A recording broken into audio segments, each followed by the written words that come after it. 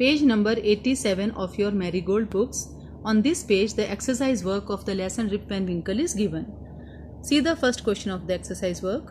Circle the correct meaning of the given words. You may need to use the dictionary.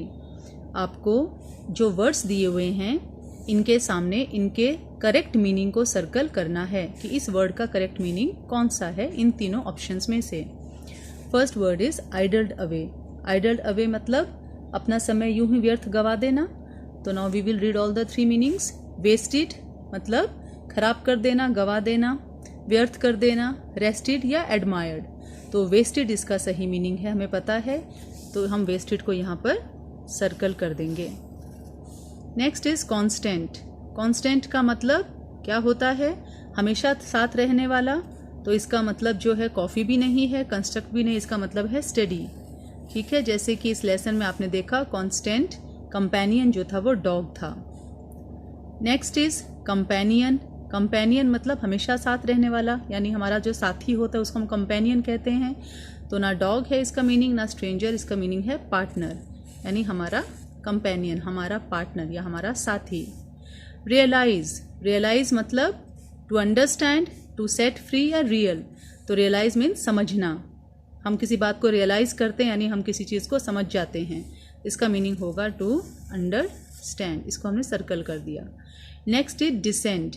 Descend हमने पढ़ा कि वो पहाड़ियों से नीचे डिसेंड कर रहा था, रिप वैन विंकल, तो वहाँ वर्ड आया descend. Descend means to move down.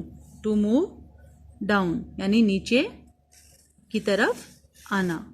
ठीक है, डिसेंड का मतलब हो गया to move down. Barrel. Barrel मैंने आपको बताया एक बड़ा सा कोई कंटेनर होता है जिसमें हम कोई सामान भर सकते हैं. जैसे हमारे घर में कोई पीपा है जिसमें हम भर कर सामान रखते हैं, तो बड़ा सा कोई कंटेनर. वो यहाँ पर मीनिंग लिख रखा है अ वुडन कंटेनर. लकड़ी का कोई कंटेनर. म्यूजिकल इंस्ट्रूमेंट, कोई म्यूजिकल इंस्ट्रूमेंट है या कोई बैग है, तो इसका मतलब है a wooden container.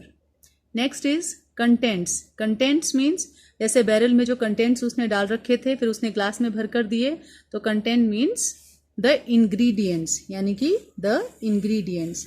To be happy मतलब खुश हो जाना. The index of a book, book का जो इंडेक्स होता है वो नहीं. यहाँ कंटेंट्स का मीनिंग है the ingredients. Now see the second question. Match the words in the box with their meanings. You may take the help of a dictionary. ये वाली एक्सरसाइज भी वर्ड मीनिंग से ही रिलेटेड है. आपको यहाँ बहुत सारे वर्ड्स दे रखे हैं, तो यहाँ पर आपको रीड करके देखना है कि कौन सा वर्ड जो है यहाँ करेक्ट मीनिंग सुटेबल होगा. Near the lower part of a mountain. Mountain के लोअर पार्ट के पास, तो उसको क्या बोलेंगे? Foot hills. ये जो पूरी लाइन है near the lower part of a mountain, mountain के नीचे वाले हिस्से के पास ये कोई गांव था, तो यानी कि फुट हिल्स पर था, तो इसका आंसर क्या होगा? Foot hills. With grey hair. With grey hair means astonished होगा, फेमिलियर होगा, ग्रिजल्ड होगा या स्ट्रोक्ड होगा. इसका आंसर होगा ग्रिजल्ड. मतलब ग्रे हेयर मतलब ग्रिजल्ड. टू रब जेंटली मतलब किसी चीज़ को आराम से रब करना, तो इसका मीनिंग होगा stroked. To be very surprised मतलब एस्टोनिश्ड. एस्टोनिश्ड का मतलब होता है बहुत हैरान होना, और टू बी वेरी सरप्राइज मतलब भी बहुत हैरान होना, तो इसका मीनिंग ये होगा astonished. Known to you. Known to you यानी जिसे हम जानते हों, जो हमारे जाना पहचाना हो. दैट मीन्स फैमिलियर, जो हमारे फैमिलियर होता है, जिसको हम जानते हैं, जो हमारा जाना पहचाना होता है, तो हमें इसका आंसर लिखना होगा नोन टू यू का familiar. Next question you see. Say whether the following sentences are true और फॉल्स. ये सेंटेंसेज रीड करेंगे और स्टोरी से याद करके देखेंगे कि ये सेंटेंस सही है या गलत. Rip was kind to children. Rip बच्चों के लिए बहुत काइंड था. Yes, Rip was very kind to children. बच्चे उसको बहुत पसंद करते थे क्योंकि वो बच्चों के साथ खेलता था, पतंग उड़ाना सिखाता था, बहुत ही फ्रेंडली नेचर का था, तो इसका आंसर होगा true. Rip was a hard working man. Rip क्या बहुत ही हार्ड वर्किंग मेहनती आदमी था? नो, इसका आंसर होगा false. Rip was not hard working. Rip तो बहुत ही लेजी था, कुछ काम नहीं करता था. Next is the short old man on the mountain was his constant companion. जो शॉर्ट ओल्ड मैन उसको माउंटेन पर मिला, क्या वो उसका कांस्टेंट कंपेनियन, लगातार साथ रहने वाला साथी था? फॉल्स. कांस्टेंट मतलब हमेशा साथ रहने वाला, परमानेंट उसका कंपेनियन नहीं था, वो तो डॉग था, इसका आंसर होगा false. Next is Rip help the old man on the mountains because he wanted to have a drink from the barrel.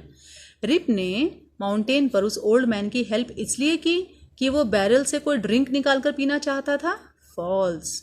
वो किसी लालच में उसकी हेल्प नहीं कर रहा था, बल्कि उसने तो अपने आप ही उसकी हेल्प करने के बारे में सोचा था। So this is false. Rip was away for 20 years because he was asleep on the mountains. Rip 20 years तक दूर रहा इसलिए कि वो माउंटेन्स पे सो गया था। ट्रू, ये बात सच है, वो 20 साल बाद ही माउंटेन से नीचे आया था। The drink from the barrel made him fail asleep for 20 years। जो बैरल में से ड्रिंक उसने पी थी, क्या उसी के कारण वो 20 years के लिए सो गया था?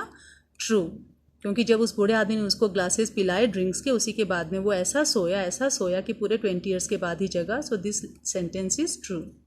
Nobody recognized Rip when he came back because he had reached the wrong village।